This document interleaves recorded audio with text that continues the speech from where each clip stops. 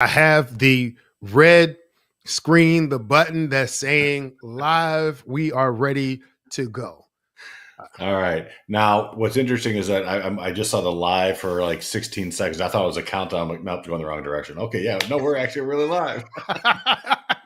If you didn't know, this is our first live stream that we're doing. My name is James Bryant. I am the owner and CEO of Engineer Your Success, a boutique leadership training, executive coaching firm, and I'm also the host of the Engineer Your Success podcast. And I have my good friend here, and we decided that we were going to just get on live and start chopping it up. Go ahead, John. Introduce yourself to the group, man. Yeah, my name is John Sedej, and my company, New Path Business Advisors, we've been helping uh, business owners for a couple decades now help find a balance between their work life and their personal life. And once that's in place, then really help them scale their business. And we've been fortunate to be able to do this for a long time, having been a business owner myself multiple times of different successful businesses and some we've had to turn around.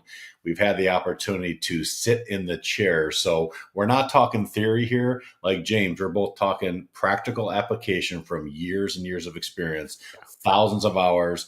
Take our few minutes to save you a few months or a few years down the road. So we're just excited to come here and see what we can share and hopefully, change a couple of lives and maybe a couple of mindsets going into this new year.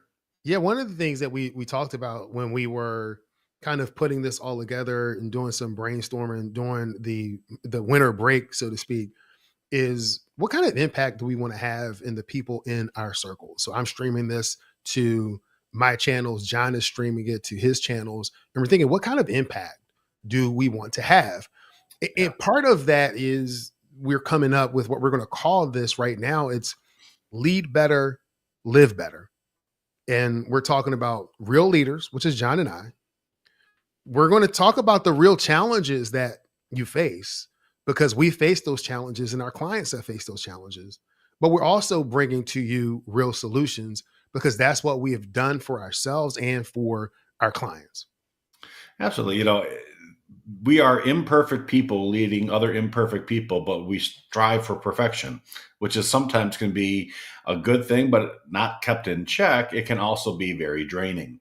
And I think today with so many narratives on what people say you should do, I say sometimes you need to stop shoulding all over yourself and start on where it is you really want to be for you. And for some of us, and James, I think we both talked about this, we get so busy on the road of success sometimes. I have a phrase I use frequently that I got from an amazing leader years ago by the name of Nancy Dornan.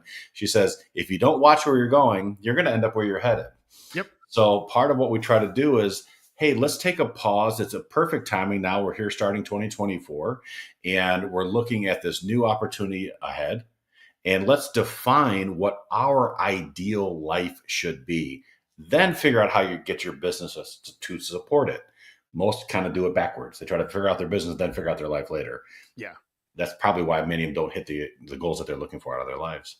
Yeah, because if you don't take care of who you are, all of the internal structure that you need to support your business, to support the pressures of leadership, then you're going to limit your capacity to grow.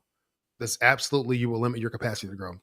So one of the things is we were just thinking up what we're going to talk about today for this initial live stream is what are some 5 key questions to ask in 2024? You can see the questions that are here. Are you present and engaged in both your work and personal moments? Do you prioritize self-care and well-being along with the support network? Do you align your actions with your values and priorities? And do you delegate effectively and trust your team? And are you modeling a healthy lifestyle for your team and for your family? So John and I are going to take just some moments to talk about these issues and kind of give our take on them. And you will absolutely get value. And there will be some things that we share that you will be able to implement today. Yeah. Yeah, the key is this isn't just a couple of talking heads here that are giving you a historical record of what we've done in the past. It's a combination of the wisdom from the past being implemented today. So I'm a big thing of, hey, listen, let's talk current events with the benefit of years of experience behind it. because let's face it, we've all been on, there's a gazillion podcasts and there's a million, programs and quote unquote experts out there in our industry specifically. My gosh, Yeah. don't get me started, right?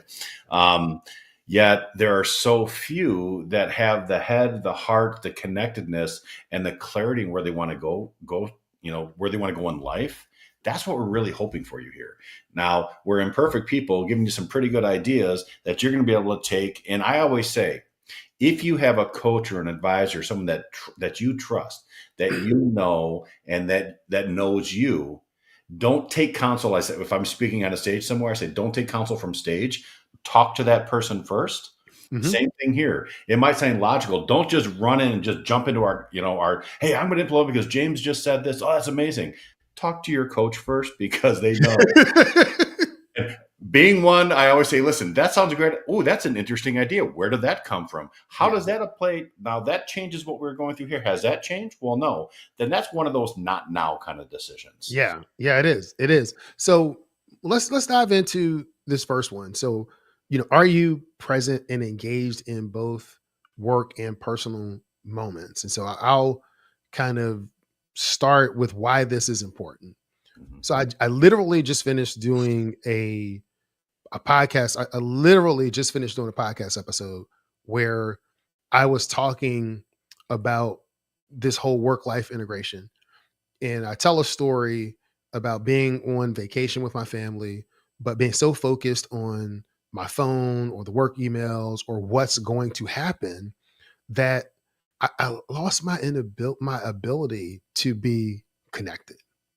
And so while I'm there, I'm physically there, mentally, I'm not there. Mentally, I'm thinking about, oh, I need to connect with this person and I have this project that's there and everybody else is having fun and I'm going through the motions. And it's in those kinds of moments when you take a step back and you become aware that you are not present, you are not enjoying that moment. Where, at least for me, it was like, no, no, no, no, no. I need to design and live a life where I'm able to be fully present. And part of that is one, having the awareness, but two, being able to put boundaries in place around those things that are most important to you. John, I'm going to bring you back. There you go. Yeah, you hit on a big point there. Today, you can keep us both split screen. I'm okay with that. Um, you're better looking than I am, James. I think people would rather look at you. So, Whatever. um, getting people's attention today has become a big deal.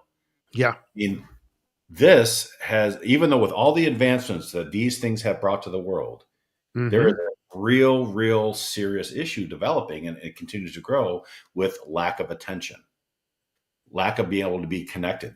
Life is simply about relationships. You and I have Yeah. talked about this.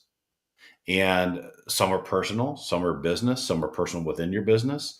You have vendor relationships, client relationships, yet there is a declining ability in society right now because we have all these other distractions. Yep. And I've even spoken to companies where I was brought into a very large consulting company to teach very intelligent people with high degrees, with high salaries. I kid you not, basic communication skills. Yes. Yeah. Basic stuff that you and I learned growing up, but I was told this is how you shake a hand, this is how you look people eyeball to eyeball. I mean, I learned all the things. You go to a networking event, if you have a name tag, you put it on this whatever shoulder you shake hands with, you put it on because you want to be connected. Hmm. Learning how to ask people questions. I mean, basic stuff that in many ways has started to kind of diminish a little bit with this eye-centric piece. And so if you don't have these connectedness, you don't know where you're going, it's going to be really hard to find that balance for yourself because you are battling this as leaders, trying to get other people's attention. Yep. And if this is one of them, and if you have meetings, my first recommendation is turn them off or don't even bring them in the room. I like to say, we're going to pretend this is a high, government site and cell phones aren't allowed. Everyone turn them off or leave them in a basket outside the door. We're And they're actually like, but John, I can't do that. But okay. John, you don't understand. But John, I need to. You know what it reminds me of? It reminds me of my teenage boys when we tell them no phones at the table or we're going to go out or have some kind of family discussion and you have to leave your phone in the car. Oh You yeah. would think that we've told them something really drastic and dramatic with the way that they're their eyes are big and they're responding and they're like, I don't, I don't know. How could this be? How could you do this to me, Dad? Oh yeah.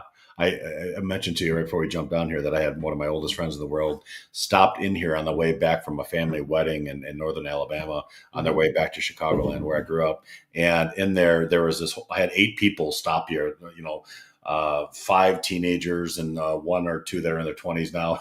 And Mhm. I mean, when they were actually, and they're good kids and they actually make a point of bringing those phones, putting them away.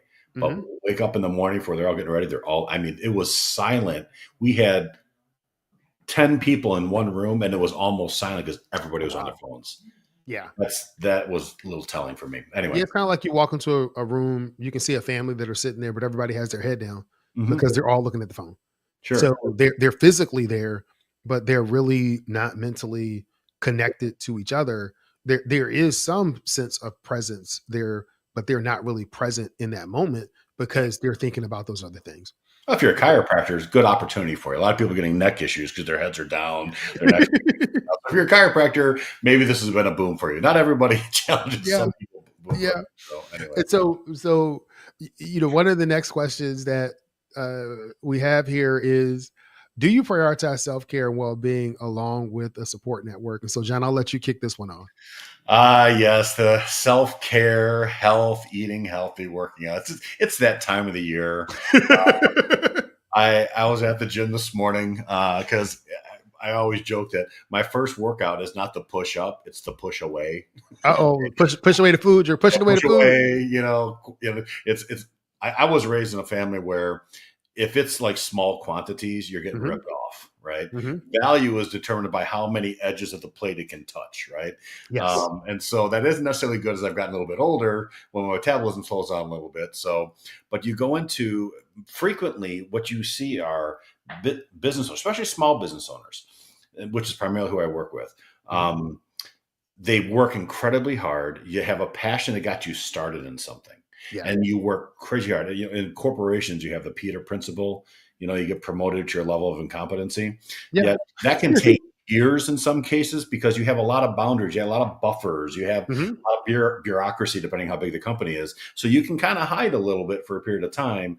But yet then when you become your own boss and you start the company, you sometimes hit that Peter principle within weeks.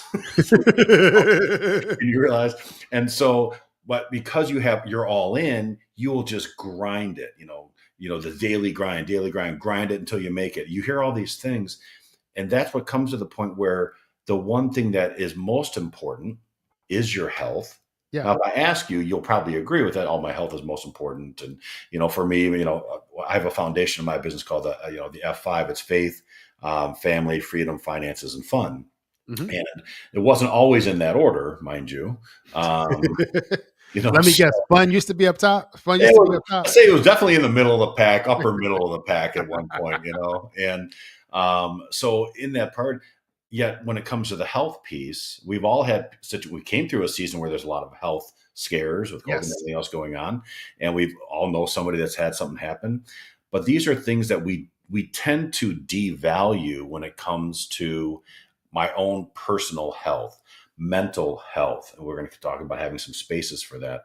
And then, and I'll speak as men too, we don't tend to be as open with relationships and emotional as some, maybe like my wife is with her friends. Yeah. The running joke is she can meet a group of women, they connect immediately, and then let's say that group of women is going on a trip, I don't know, to a women's weekend getaway in 3 weeks. They'll invite my wife to go along. Yeah. You and I can meet 47 times before we'll even say, hey man, we should go get a drink. Okay. And the only caveat to that is here's one caveat to that. If two guys meet doing something that could cause themselves bodily harm, they tend to Yes. bond quickly. Hmm. Skydiving, motorcycling, four wheeling, jumping Four out, wheeling. Yeah. Yeah. something, I mean, then we bond immediately. I don't know. We're kind of practical on that one. No, no, no, no. That's the kind of the adrenaline. And so, what the question that we are talking about here, and thank you for joining us on this initial live stream. Lead better, live better.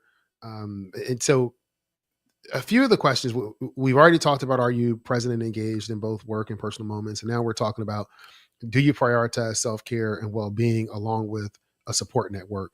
And maybe if we change this question around a little bit, it's how do you prioritize self-care and well-being along with your support network?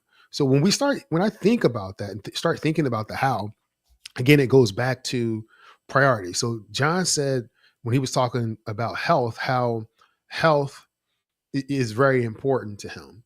Mhm. But here's the thing: the most precious resource that we have isn't necessarily our health, Time. it's our time. Yep. And when you begin to look at how do you invest your time, are you investing your time into your health? Whether you're talking about your spiritual health, your physical health, your mental health, whatever, whichever way you want to define it. When I look at your calendar, or if I look at how you're using your time or where you're spending your time on your apps, whatever metric you want to use, will it bear out that health is important to you? Yeah. Because if it is not, then you either have to be real with yourself and say, you know what, health is really not that important to me. These other things are much more important. Cool. I'm not going to judge you for that. That's up to you, right? That's what you do. But if you say it is important, then the question is, how do you prioritize your well-being? How do you begin to set boundaries around what it is you want to do, but more importantly, who you want to be? And Yeah. part of that, go ahead, John. Yeah, I call those kind of mirror moments where Yes. you have to have a talk with yourself and Hmm. not anybody else at that moment. Uh, Hmm. excuse me one second. I'm on a live podcast right now. Thank you. Welcome to the world of running something from your home office today. So, okay. So anyway, so it might get a little bit loud here. Apologize. Here, see, this is what happens when you're doing something live, everybody. Today we woke up, our HVAC system isn't working. So I had a Yeah. vest on a little bit. And so that was my wife walking in to say, hey, the HVAC guy who just showed up 2.5 hours early, and which is a good thing, but yet of course it happens right when we're doing this. Anyway, It so is be what it flexible, is, everybody. right? Listen, things happen all the time, and it's not good or bad. It just is. How you respond to it is what could determine whether it's good or bad. Exactly. Listen, if you're a leader, you're going to have problems. The Yes. more successful you become, the bigger problems you're going to be given the opportunity to handle. Now, the Yeah. key is it's the opportunity. It's not that you're not going to have problems. You think your problems are big now, start leading more. Go higher up, because the higher you go up a pyramid, really, it's less about technical knowledge Mm-hmm. and service skills. It has to do with people skills Yeah. and how well you are able to proactively not react, but then solve the problems that come. So if you're in a situation where you have a lot of big problems, in one respect, congratulations. That means you've earned the right to get to those. And if Yep. you do those well, good news, they're going to be bigger next time as you go higher, be smaller. It's like the performance punishment. The Oh, better you perform, the yeah, more punishment or more responsibility or things that you're blessed to solve. The, absolutely. the bigger the problems that you're blessed to solve. But, Sure. but part of what I was getting at talking about self care and well being is the support network. Yeah. And part of that could be your church, it could be your community, it could be a group of people that you went to school with, but it's really the people that are around you to support you, because contrary to popular belief, we don't do it on our own. Okay. No. We don't achieve it on our own. I think John Maxwell said one time, if you see a turtle on top of a fence post, he didn't get there by himself. He had some help along the way. Yeah. But that's kind of that's the oxymoron, especially depending where you are in your leadership journey. If you're a business owner or maybe a new leader, and we talk about you get these opportunities to grow, hence back to the Peter principle all builds, right? If you don't have, the more you're a leader, people are draining from you all day. Hmm. There's things draining from you, right? And you need to know how to fill up your own cup. Yep. And you can't expect the job to do that. Mm-mm. You have to be disciplined enough, and I love what you said earlier, be honest with yourself where Yes. you need help. And if you have, and I think it's very important to have personal relationships outside of friendships like with I have to have my guy time, right? Yeah. My wife has to have time with her friends. We do stuff together. That's equally, if not even more important. If your faith is important as it is to you and I, my Bible study this morning, I was talking with some guys and they challenged me to think about some things. They helped me see something in this handbook that we call the Bible of a way that I could implement something today that without that association with those other guys, I wouldn't have seen that context. Yep. And that was great because, you need to be, if you're a leader, you also have to remember to be the student a long time. But if you don't schedule in recharge time, downtime, Hmm. Hmm. silence. Oh, the beauty of silence sometimes is huge. If you don't factor that into your business, boy, it's going to impact all areas of your life. Because to your Yes. point, we don't know how much time we have. Time Yeah. is this infinite thing we don't know of. And you want to get the most value out of the time that we're here, whatever, that period of time is. So all of these things are important. No, spot on. Ding, ding, ding, ding, ding. You hit it, man. It will do the crowd cheer. Yeah. We are I love making the it fact happen. that you do this stuff, man. I don't know how to do any of this stuff. I'm glad you know how to do And so question number 3 is, do you align your actions with your values and priorities? it. It kind of goes back to what I was talking about in terms of how you're using your time. Yeah. If you want to show me what you value and what's important to you, there are 2 places to look to see where that is. That's your calendar in terms of looking at how you use your time, how you invest your time, and the other is going to be your finances. How Yeah. do you invest your finances? Absolutely. And hopefully that isn't too loud in the background right now. Can Ah, you? we'll be Okay, fine. This good. is We'll real do that. life. It's live. All right. So the other part is you hit on, I love how you said that. I've said that for years. Oh, is that important to you? And I challenge leaders sometimes. So if you were to give me your calendar and your bank account, would that align with what you just told me? And when you're looking at your values, the other part is too, and James, I want you to comment on this too. Okay. On a scale of 1 to 10, how clear and how true are leaders when they state what their values are? Do they really know what they are, or do they feel they're saying what what they feel they should be saying, or what they truly, truly are? Do they know what they are? I think for us, we are probably in a unique position where the people that we're talking to and the people that I'm talking to in my practice, they think they know what their values are Hmm. and they're able to state them. But when we go through the process of, okay, great, that's what really matters to you, that's your values, Hmm. wonderful. Now let's look at your calendar. Now Yep. let's look at how you use your time. Now, and then I asked the question, can you show me or explain to me how your values are reflected in how you use your time? Yep. And 9 times out of 10, they can't do that. But that's where, like you said, a mirror moment, and I call a mirror moment is where you see yourself for who you are, not who you project to be. Hmm. Because a lot of times we're projecting that we're living these values, we're projecting that this is who we are. But when you see yourself for who you are and learn to appreciate who you are, right? And I say appreciate, you don't necessarily have to accept it from the standpoint of, well, this is just how I am and I'm always going to be this way. But it's the acknowledgement that this is how I am right now, but this is where I want to go. So Yeah. it's acknowledging where you are and where you want to go. And I think that's where, after you've done the investigation, after you've done the work, looked at how you're spending your time, then it's time to develop your action plan so that you can close the gap so that you can live a life that is truly aligned with your values and priorities. Yeah. Well said. We both have spoken to so many leaders.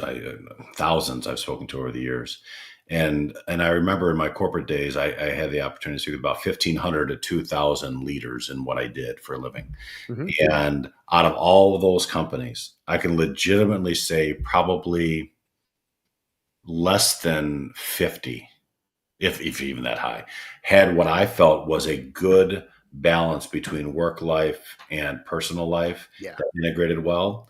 and that seemed to have just a general peace and relaxation and how Hmm. they operated. You know what I mean? Uh, and when I was a younger leader, I found myself feeling I needed to be everything. I had to Yeah. be the answer to everything. If it is to be, it's up to me. You hear all those things. And I came up through the sales route. So at the end of the day, it was always okay. It's the law of large numbers, all the things that I can teach today. Yeah. Yet when you get to a leader, it's not, again, it's not how good you are, and it's how clear you are. And Henry Ford was a best example of it when he was interviewed. You've heard that story. He was interviewed. How does this work? Oh, that's a great question. Hits a button. Hey, can you send in so and so? Hey, how does this work? That's a great question. Hey, hits a buzzer. Hey, can you come in? And after about 4 or 5 times, the reporter says to him, wait a minute. Every time I ask you a question, you send somebody else in. He says, my job is not to have to know how to do all of these things. It's to know how to hire the right people that know how to do it better than I do. My job is to get the right people on the team, not to be the Yeah. best at that skill. And that actually flows right into the next question is, do you delegate effectively and trust your team? Second part's the big key there. Yeah. I think the second part probably impacts the first part more than Yeah. And what I find is many leaders don't understand the impact of not delegating on their team. So, on them as an individual, they feel the pressure of having all of the work to do. You feel it, you feel the pressure, you feel the responsibility.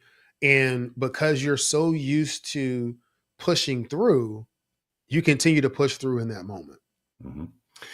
Or you try to make them be mini yous, like mini me's.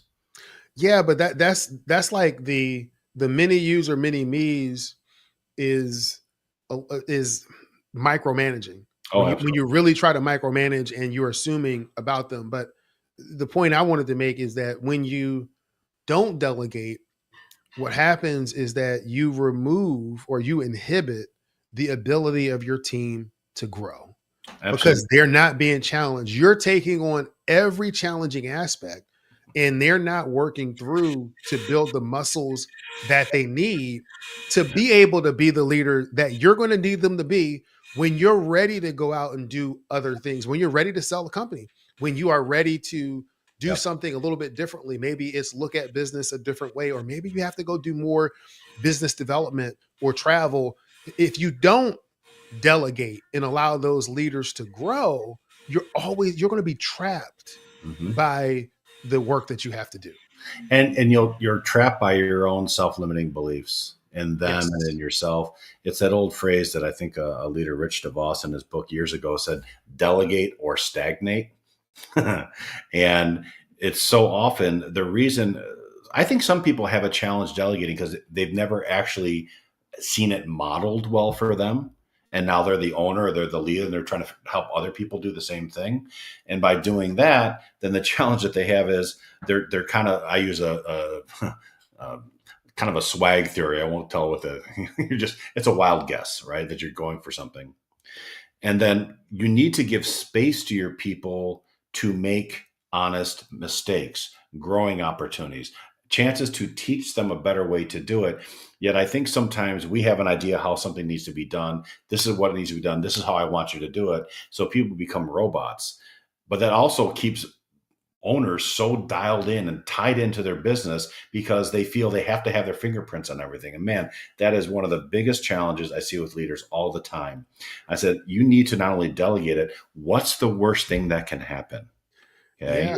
Let And them fail forward, as John Maxwell likes to say a lot of times. yeah, but here's the other thing is that when you hold on to all of the work and the responsibility, all of the pressure, all of the stress, that is going to impact you negatively from a health perspective. Your stress levels are going to go up, your blood pressure is going to go up. And if you are not healthy and not well, you're not going to be able to show up well for yourself, for your business, for your family. So it literally impacts everything. Yeah. It's so true. And we all have a degree of, we can get, that's a whole nother talk for another time. The person. perceived control we think we have over Yeah. everything, everyone.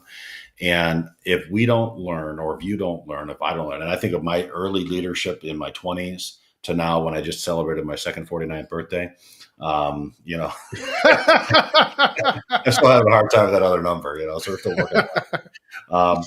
I have I have some of the same knowledge I had back then, but I have a heck of a lot more experience and wisdom behind that knowledge now. I speak a lot less than I did then. I have a Yeah. lot less opinions. Yeah. And all you have to do, if you've ever led anybody over a period of time, run into some of the people you led 5, 10, 20 years ago, Yeah. and they'll remind you very quickly. Remember that one time when you got up on the conference room table at the Monday morning sales meeting? You did They something. never forget. Oh gosh, and I'm literally bringing up one. Dead Poet Society met boiler room, and I'm like, it's like, and you got it. I'm standing on the table. I mean, it was so ridiculous when I think back at it. I'm trying to motivate them, and these are people that are, most of them are older than me. And I'm standing on a conference room table. They got the bagel box over here. People are watching. They're pulling the Yep. cream cheese to the side as I'm walking up. And I don't know what the hell I was doing, but in my moment, that seemed like that was a brilliant idea. You know, No, but I mean, you bring up something, and we may be able to talk about this maybe in the future live stream. And if there's a topic, if you're listening to this, and there's a topic that you want us to cover, reach out to us on social media, on the platforms where you found us, and let us know some topics that you would like for us to talk about. Because again, this is lead better, live better. So as you lead better, you will live better. And real leaders, real challenges, real solutions. And we're here to help and just talk about these issues. So the last question that we have here is, are you modeling a healthy lifestyle for your team and for your family? I think this one comes to play in people see how you behave. They look at your actions. hmm And if you don't like something, it's time to change it, because people are going to follow you, and they're going to follow your actions. And so I tell a story on this. For me, we have two kids, two teenagers now. They're 15 and 16. But when they were younger, they would look at how I interacted with their mother, with my wife, and how she interacted with me. And one day I noticed one of my sons speaking kind of harshly or saying something very sarcastic to my wife. And I got a little upset and was ready to kind of go after them. But as I am going after them, what came to mind may be some sarcastic comments that I've said in the past, or the way that I've communicated in the past. And it was like, boom, they are just reflecting what they see. And, I talk about mirror moments where you see yourself for who you are, not who you project to be. I will absolutely tell you, if you ever want to see a mirror in your life about your behaviors, your mannerisms, how you treat people, have kids, because they will show you exactly who you are in terms of how you behave and how you act. John? yeah, so I'll say, you know, your actions are speaking so loud, I can't hear what you're saying, Yeah. kind of a thing. And yeah, people will do what they see, not what, based on what they see you do, not what you say to do. Yes. And that is so true. And that's absolutely true. And even in a business setting, if you're Hmm. leading anybody, the other thing you have to realize is if you're the leader, you have ultimate responsibility. Yeah. You grow to the point where you're looking for feedback, you're getting for that little award, way to go. The higher you go, you get less and less of that. And very few leaders really grasp the point of, as you go up, you go from receiving it to needing to give it away. Yep. Yep. And if you're not good at giving the credit to other people, you are creating your own shackles to your own business. Yep. And same thing with your kids. If you want them to walk, well, you got to let them fall a few times. Otherwise, they're going to be, I don't know what's going to happen. You know my point. So Yeah. I think in this whole series, the reason why I would talk about this is that you need to have a place where it's like, I'm not okay. You're not okay. That's Yeah. okay. It's okay. We're doing the best we can. And you can always learn a little bit better way to say something, to approach something. And whether it be you need your support network, whether it be redefining what your values are, clarifying, do you need some help with communication, asking for help out there and be receptive to it. Like I say, God Mm. gave us 2 ears and one mouth, use them in the right Mm-hmm. proportion. Mm-hmm. And and then when you're going and you're implementing that further, if you want to get ahead, it is less and less and less important how good you are.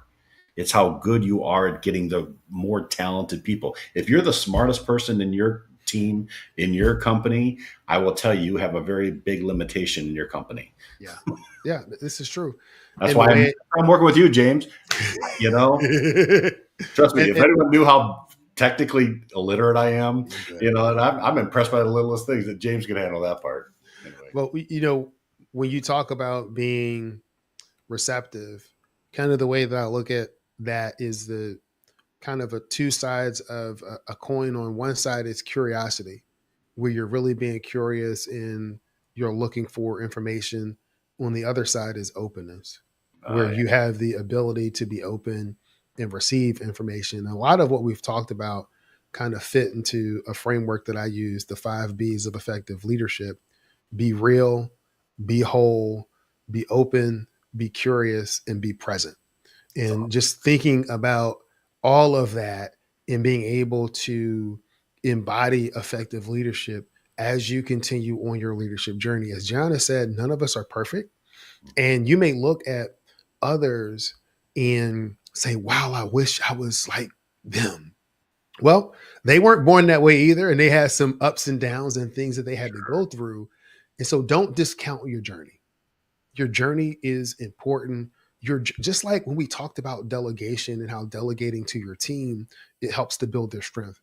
When John mentioned about if you have a child and you want them to walk, you have to allow them the ability to crawl, to stand up, to kind of grow their core muscles as they're standing there and they're shaking. All of that is the process that they need to build themselves up on the inside so that they can take action and do the things that you would want them to do. well said, man. Failure isn't fatal, nor is it usually final. Yep. And it's to the next step. It's a learning opportunity to move ahead. And going into this season, going into this time, let's bring some. Let's be real with who we Real, are. real. Let's as we say, let's get to the real, right? Yeah. And bring a sense of humility to your leadership. Bring a sense of, like, listen, you don't have to have it all, and you probably have. And the visual that I thought of, James, when you're saying that, is like what my coach Terry Levine, who you know as well, she said. A lot of people are trying to point. This is what you need to do. Do this. Do this. Do this. This is what most people do as leadership. Really good leaders say, I have an opportunity. They'll raise their hand out like this versus doing this. They'll do Yes. more like this.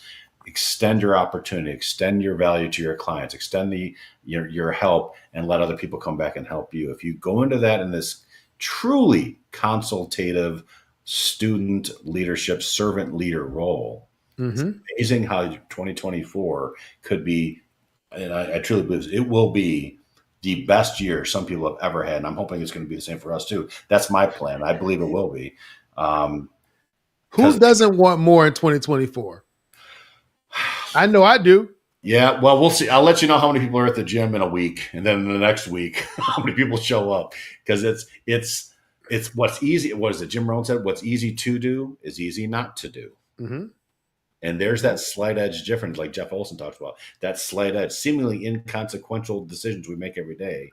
Do I speak, or do I make a statement? Do I ask a question? Do I go to the gym? Do I not? Do I push that extra helping away, or do I eat that extra helping? Yeah. All those little Yeah. things. And hopefully this is going to be just one of those little kind of seeds that will help plant a thought and an idea in your head that you can then let it germinate in your life, in your business life, in your personal life, to hopefully have a more flourishing life and career in the next year ahead.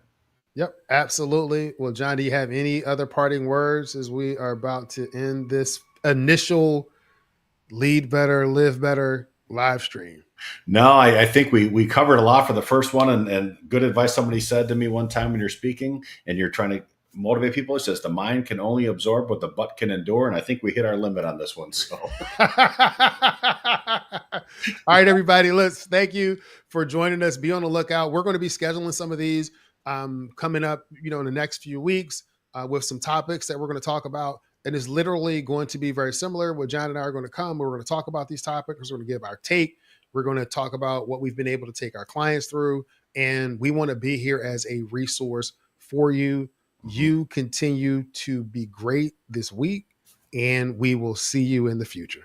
Hey, have a great one, everybody. Please comment on what you like, what some things you might want to talk about, what other ways we can help you. This is to serve you. So let you tell us how we can help you. And if it isn't us, we will find someone else that can give you the resources that you need. That's our goal.